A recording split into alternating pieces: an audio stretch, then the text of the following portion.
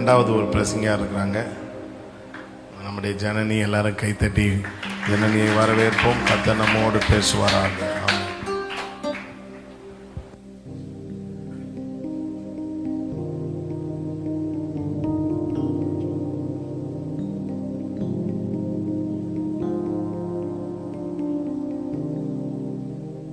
ஹல்லேலூயா.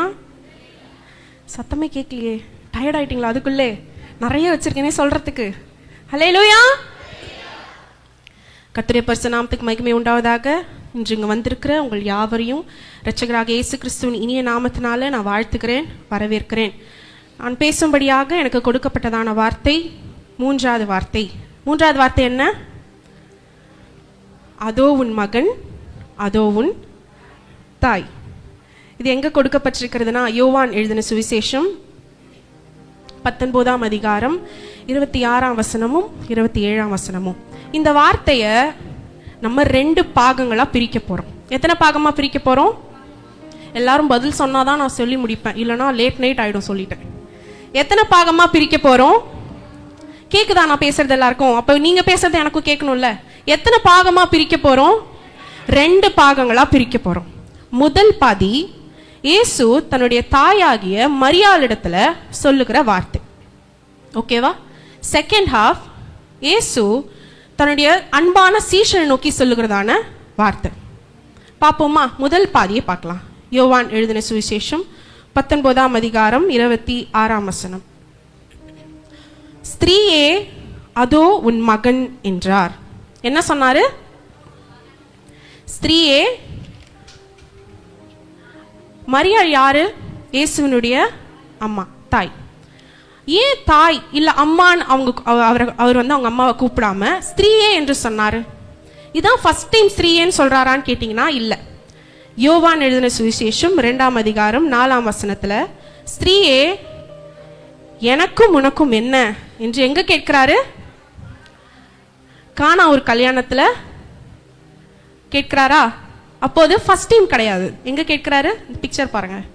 கானா ஒரு கல்யாணத்துல ஸ்திரீயேன்னு சொல்றாரு. அப்போ இதுதான் ஃபர்ஸ்ட் டைம்.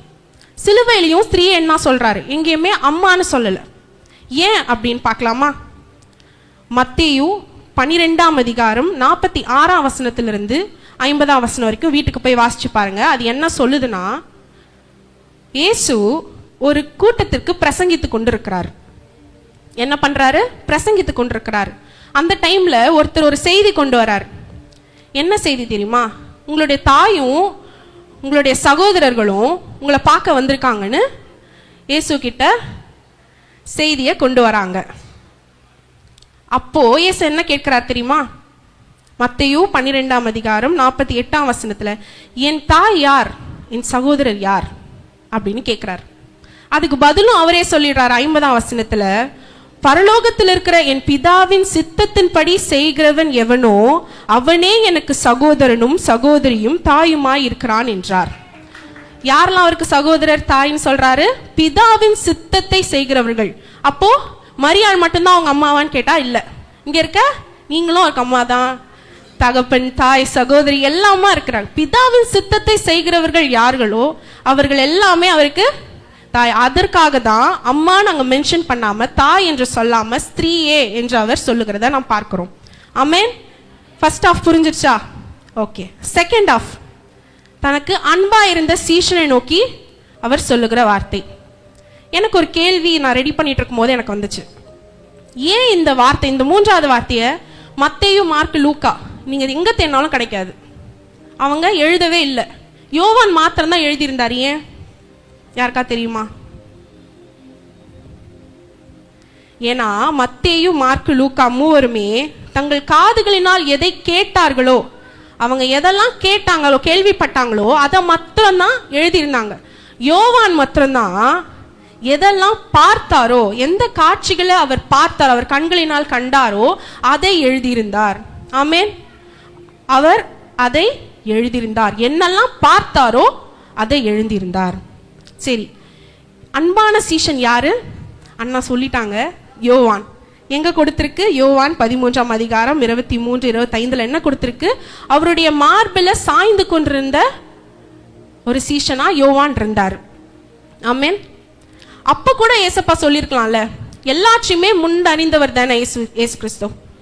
பேதுரு தான் மறுதலிக்க போறாருன்னு தெரியும், யூதாஸ் தான் காட்டி கொடுக்க போறாருன்னு தெரியும், எல்லாமே அறிந்திருந்தார்.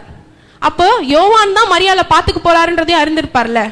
ஏன் அந்த மார்பிள சாய்ந்திருந்த அந்த டைம்ல கூட சொல்லியிருக்கலாமே? ஏன் சிலுவையில அடிபட்டு அப்புறம் அந்த 3வது வரைக்கும் வெயிட் பண்ணி சொன்னாரு? ஏன்னா அவர் ஒரு விஷயத்த உங்களுக்கும் எனக்கும் அங்க இருந்த எல்லாருக்கும் புரிய வைக்க ட்ரை பண்ணார். அது என்ன விஷயம்னு பார்ப்போமா? இயேசுக்கு எத்தனை சீஷர்கள் இருந்தாங்க? எத்தனை சீஷர்கள் இருந்தாங்க? 12 சீஷர்கள் இருந்தாங்க. ஓகே, அந்த 12 சீஷர்கள்ல எவ்வீருவின் வீட்டுக்கு எத்தனை சீஷர்களை அவர் அழைத்து கொண்டு போகிறார்? யாருக்காவது தெரியும்னா சொல்லுங்க. எவ்வீருவின் வீட்டுக்கு 12 சீஷர்களையும் கூட்டிட்டு போனாரானா? இல்ல. எத்தனை பேரை கூட்டிட்டு போனாரு? 3 பேர். யார் யாரு? லூக்கா 8ஆம் அதிகாரம் 51ஆம் வசனம். அவர் வீட்டில் வந்தபோது பேதுருவையும் யாக்கோபையும் யோவானையும். இப்ப எத்தனை பேரை கூட்டு போயிருக்காரு? 3 பேர். யார் யார் அந்த 3 பேரு? பேதுரு, சத்தமா சொல்லுங்களேன் எல்லாரும். பேதுரு, யாக்கோபு, யோவான். திரும்ப சொல்றீங்களா? பேதுரு, யாக்கோபு, யோவான். இவங்க 3 பேரும் இயேசு கிறிஸ்துவோட கடைசி வரைக்கும் இருந்தாங்களா? இல்ல. பேதுரு மறுதலிச்சிட்டார், யாக்கோபு ஓடிட்டார்.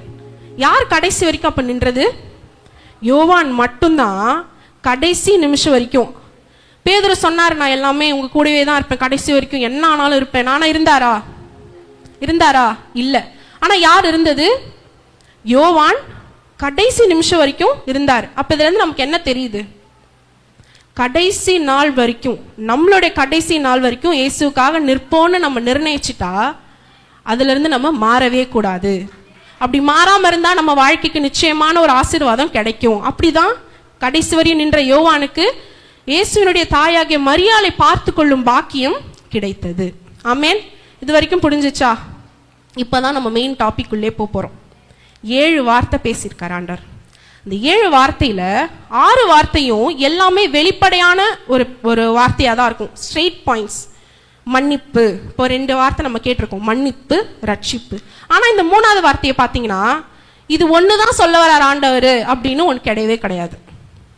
நிறைய மறைப்பொருள்கள் இருக்கிற ஒரு வார்த்தை தான் இந்த 3வது வார்த்தை. என்னென்ன மறைப்பொருள்கள் இருக்குன்ற ஒரு 3 மறைப்பொருள்கள் மட்டும் நம்ம பார்க்க போறோம். எத்தனை மறைப்பொருள்கள் பார்க்க போறோம்?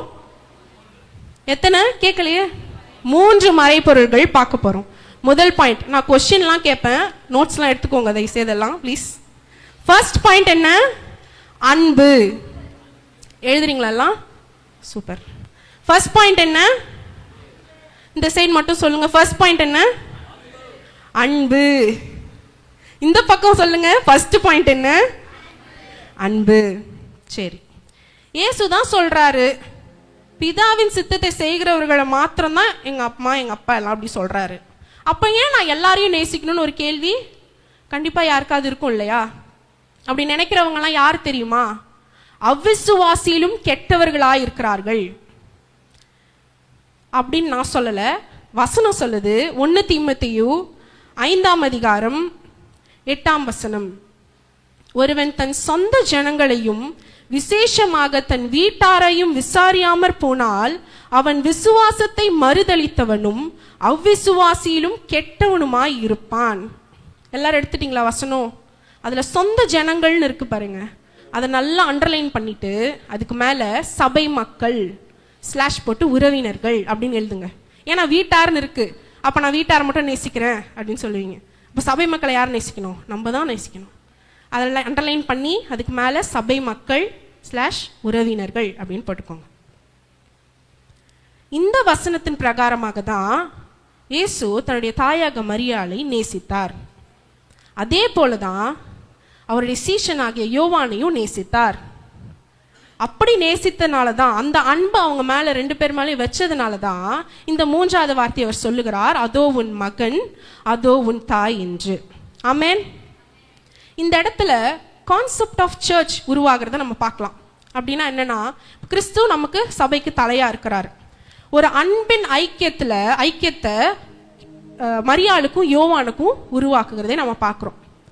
அங்க அன்பின் ஐக்கியத்தினால அவர்கள் சபையின் அவயங்களா இருக்கிறார்கள். இப்போ நீங்களும் நானும் இருக்கிற மாதிரி. இப்போ நம்ம சபைக்கு தலைவர் யாரு? இயேசு கிறிஸ்து தலையா இருக்கிறார். நீங்களும் நானும் அவரின் அன்பினால இணைக்கப்பட்ட அவயங்களா இருக்கிறோம்.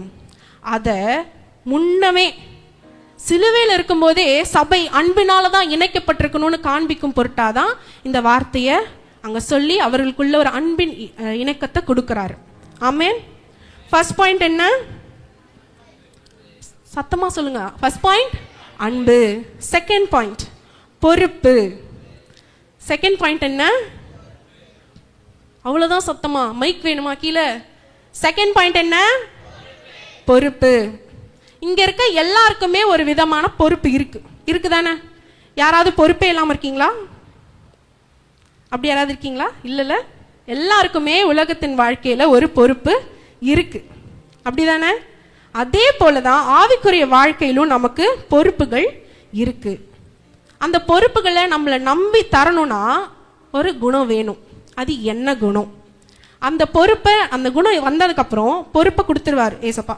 கொடுத்துட்டாரு. அதில் நம்ம என்ன செய்யணும், அப்படி என்ன செஞ்சா நம்ம வாழ்க்கை எப்படி மாறும்ன்றதை தான் இந்த செகண்ட் பாயிண்ட்ல நம்ம பார்க்க போறோம். செகண்ட் பாயிண்ட் என்ன? பொறுப்பு. இன்னும் கொஞ்சம் சத்தமா, பொறுப்பு. ஓகே. யோவான் எழுதின சுவிசேஷம் 10ஆம் அதிகாரம் 15ஆம் வசனம். நான் என்னுடையவைகளை அறிந்தும் என்னுடையவைகளால் அறியப்பட்டும் இருக்கிறேன், ஆடுகளுக்காக என் ஜீவனையும் கொடுக்கிறேன். இந்த பொறுப்பு யாருக்கு கொடுக்கப்பட்டது? இயேசுவுக்கு. ஜீவனை கொடுக்கணுன்ற பொறுப்பை ஏற்றுக்கொண்டு தான் அந்த உலகத்துக்கே அவர் வந்திருக்கார். அப்படிதானே? அந்த பொறுப்புல அவர் உண்மையும் உத்தமமா இருந்தாரா? பிதாவுக்கு கீழ்ப்படிஞ்சு அந்த பொறுப்பை ஏத்துக்கிட்டு வந்துட்டாரு. ஜீவனை கொடுக்காம விட்டாரா? இல்ல. அந்த பொறுப்புல உண்மையும் உத்தமமாய் நடந்து நமக்காக சிலுவையில ஜீவனை கொடுத்து அந்த பொறுப்பை நிறைவேற்றினார். அப்ப நம்ம எப்படி இருக்கணும்? அதே போல இருக்கணும். இப்படியே இதே மாதிரி ஒருத்தரை பழைய ஏற்பாட்டிலையும் பார்க்கலாம். யாருன்னு யாராவது கெஸ் பண்ணுங்களேன். பழைய ஏற்பாட்டிலையும் தனக்கு கொடுக்கப்பட்ட பொறுப்புகளை உண்மையும் உத்தமமா இருந்து வாழ்க்கையில ஆசீர்வாதம் பெற்றார். கரெக்ட். ஜோசப் அவர் தனக்கு கொடுத்த பொறுப்புல தவறாம இருந்ததுனாலதான் ஒரு சின்ன பொறுப்புல இருந்து பெரிய பொறுப்பு கிடைக்குது அவருக்கு. அதுலயும் உண்மையும் உத்தமமா இருந்ததுனாலதான் வாழ்க்கை ஆசீர்வதிக்கப்பட்டது. அதே போலதான் இந்த யோவானும் எப்படி இருந்தாரு? கீழ்ப்படிந்தார். யோவான் 19ஆம் அதிகாரம் 27ஆம் வசனம். பின்பு அந்த சீஷனை நோக்கி, அதோ உன் தாய் என்றார். அந்நேரம் முதல் அந்த சீஷன் அவளை தன்னிடமாய் ஏற்றுக்கொண்டான். என்ன கொடுத்திருக்கு? அந்நேரம் முதல். சொன்ன உடனே கீழ்ப்படிந்து அவங்கள தன்னுடைய தாயாக அவர் ஏற்றுக்கொண்டாராம். அப்ப என்ன முக்கியம் நம்ம வாழ்க்கைக்கு? எந்த குணம் வேணும்? கீழ்ப்படிதல் வேணும். கீழ்ப்படிஞ்சா நமக்கான பொறுப்பை நமக்கு கொடுத்துருவாங்க. அந்த பொறுப்புல உண்மையும் உத்தமமாய் நடந்தா வாழ்க்கை ஆசீர்வாதமா இருக்கும். ஆமென். பொறுப்பு கொடுக்கறதுக்கு என்ன குணம் வேணும்? என்ன குணம் வேணும்? கீழ்ப்படிதலின் குணம் வேணும். அந்த பொறுப்புல நம்ம எப்படி இருக்கணும்? உண்மையும் உத்தமமாய் நடக்கணும். அப்படி நடந்தா அதற்கான ஆசீர்வாதத்தை பெற்றுக்கொள்ளலாம். 1 சாமுவேல் 15:22 சொன்னது போல, பலியை பார்க்கிலும் கீழ்ப்படிதலே உத்தமம். அப்படி கீழ்ப்படிஞ்ச யோவானுக்கு ஒரு சூப்பரான ஒரு விஷயம் நடக்குது. யோவான் 21ஆம் அதிகாரம் 22ஆம் வசனத்துல, நான் வருமானவும் இவன் இருக்க எனக்கு சித்தமானால். இப்படி நம்மளை பார்த்து இயேசு சொன்னா எவ்வளவு நல்லா இருக்கும்ல. நான் வர்ற வரைக்கும் அவன் இருக்கட்டுமே அப்படின்னு பேதுரு அவரை பத்தி, அன்பான சீஷன் தோ வரான் பின்னாடி, அவனுக்கு என்ன அப்படின்னு கேட்கும் போது அவர் சொல்றாரு, நான் வருமானவும் அவன் இருக்க கூட எனக்கு சித்தம் உண்டு அப்படின்னு சொல்றாரு. அது எவ்வளவு அன்பான ஒரு வார்த்தை இல்லையா? அதை ஏன் யோவான் பெற்றுக்கொண்டாரு? கீழ்ப்படிந்தார், பொறுப்புல உண்மையும் உத்தமமாய் நடந்தார், அதனால ஆசீர்வதிக்கப்பட்டார். ஆமென். நம்ம 2 பாயிண்ட் பார்த்திருக்கோமா? 3 பாயிண்ட் பார்த்திருக்கோமா? 2 பாயிண்ட் பார்த்திருக்கோம். 2வது பாயிண்ட் என்ன? பரவாயில்ல, எல்லாம் முழிச்சிட்டு தான் இருக்கீங்க. முதல் பாயிண்ட் என்ன? 2வது பாயிண்ட் சூப்பர். லாஸ்ட் முடிச்சிடலாம். 3rd பாயிண்ட் என்னன்னா மெய்யான ஆறுதல்.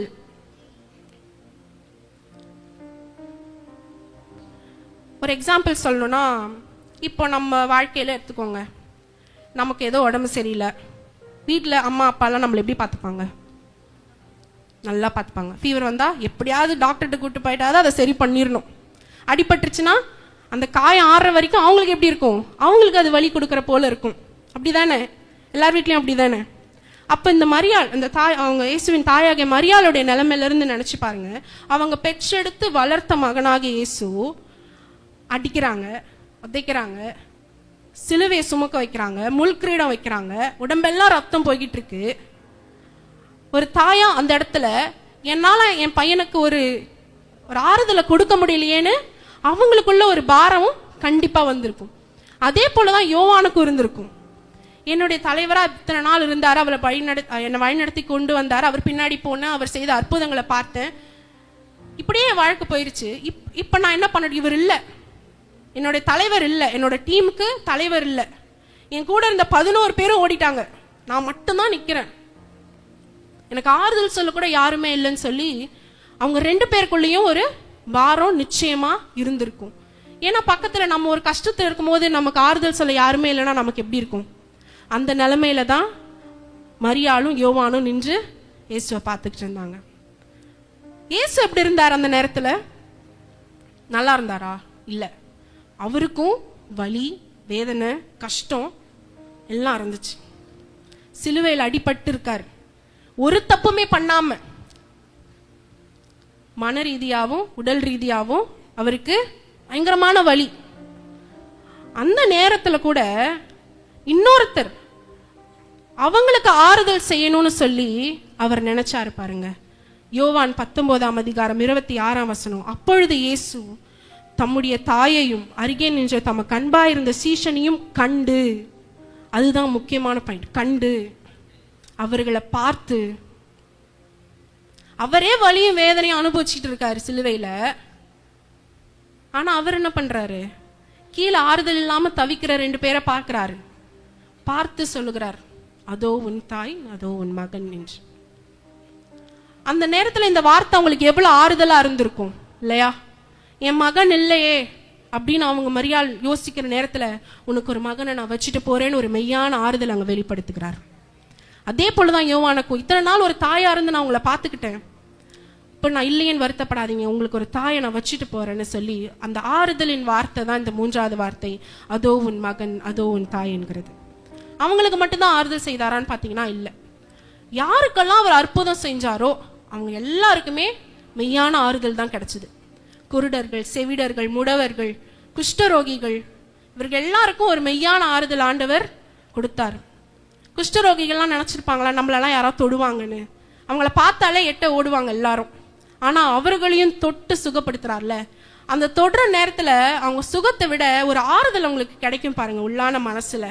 என்னையும் ஒருத்தர் தொட்டாரு பாரு அப்படின்னு, அதுதான் அந்த இடத்துல ஒரு மெய்யான ஆறுதலா வெளிப்படுது. லாசருடைய ஸ்டோரி எல்லாருக்கும் தெரியும். அவர் இறந்துட்டாரு. அவங்களோட சகோதரிகள் 2 பேருக்கு எப்படி இருந்திருக்கும்? பயங்கர துக்கமா இருந்திருக்கும் இல்லையா? அந்த நேரத்துல ஒருவேளை இயேசு வந்திருந்தாருன்னா கொஞ்சம் ஆறுதல் இருந்திருக்கும். பரவாயில்ல, இயேசு வந்துட்டாரு, அண்ணனை உயிரோடு எழுப்புவாரு அப்படின்னு சொல்லி. ஆனா இயேசு இல்ல, 4 நாள் கழிச்சுதான் வராரு. ஆண்டவர் கொஞ்சம் ஆறுதல் தருகிறவர் இல்ல, தந்தா முழுமையா தருவாரு, உண்மையா தருவார். அது எப்போதும் பொய்யாவே இருக்காது, மெய்யான ஆறுதல் மாத்திரம்தான் ஆண்டவர் தருகிறார். லாசருவே வெளியே வான்னு சொன்னோன்னே அந்த சகோதரிகளுக்கு எப்படி இருந்திருக்கும்? ஆறுதல் இல்லாத நிலைமையில இருந்த அந்த சகோதரிகளுக்கு ஒரு மெய்யான ஆறுதலை ஆண்டவர் கட்டளை எடுக்கிறார். அப்படிதான் நமக்கும் நிறைய நேரத்துல ஒரு ஆறுதலே இல்லாத சமயம் போல இருக்கும். ஆனா நமக்கு ஒரு மெய்யான ஆறுதல் இயேசு கிறிஸ்து மேல நமக்காக ஜீவனை கொடுத்துட்டு இன்னும் உயிரோடு எழுந்து இப்பவும் நம்ம கூட இருக்கிறார். எத்தனை பேர் விசுவாசிக்கிறீங்க அவர் உயிரோடு இருக்கிறாருன்னு? ஆமென். எத்தனை பாயிண்ட் பார்த்திருக்கோம்? 3 பாயிண்ட். முதல் பாயிண்ட் என்ன? அன்பு. 2வது பாயிண்ட் பொறுப்பு. 3வது பாயிண்ட் மெய்யான ஆறுதல். இன்னொரு தடவை சொல்றீங்களா? 3 மறைபொருட்கள். 1, 2வது, 3வது ஆறுதல். இந்த ஆவிக்குரிய பொறுப்புகள்னு சொன்னல, இந்த செகண்ட் பாயிண்ட் பொறுப்பு, அது நமக்கு என்னது? சுவிசேஷம் அறிவிப்பது, உலகமெங்கும் அவருடைய நாமத்தை பிரஸ்தாபப்படுத்துவது. அதை நம்ம எப்படி செய்ய போறோம்? 1st and 3rd பாயிண்ட் மூலமா செய்ய போறோம். அன்பு நிறைந்த சுவிசேஷம் எல்லாருக்கும் சொல்லி, ஆறுதல் இல்லாதவர்களுக்கு ஒரு மெய்யான ஆறுதல் இயேசு கிறிஸ்து இருக்கிறாருன்னு போய் சொல்லி அவர்களுக்கு சுவிசேஷம் சொன்னா நம்மளுடைய பொறுப்பு முடிஞ்சிருச்சு. அதை நம்ம நிறைவேற்ற போறோம். எத்தனை பேர் நிறைவேற்ற போறீங்க? நிறைவேற்றுவீங்களா? இந்த 3 பாயிண்ட்ஸ்ல இருந்து நம்ம இன்னைக்கு என்ன கத்துக்கிட்டோமோ அதை நம்முடைய வாழ்க்கையில செயல்படுத்த போகிறோம். அப்படிதானே? எத்தனை பேர் செயல்படுத்த போறீங்க? நிச்சயமாய் அதை செயல்படுத்த கர்த்தர் கிருபை செய்வாராக. கர்த்தர் தாமே இந்த வார்த்தைகளை ஆசீர்வதிப்பாராக. ஆமென், ஆமென்.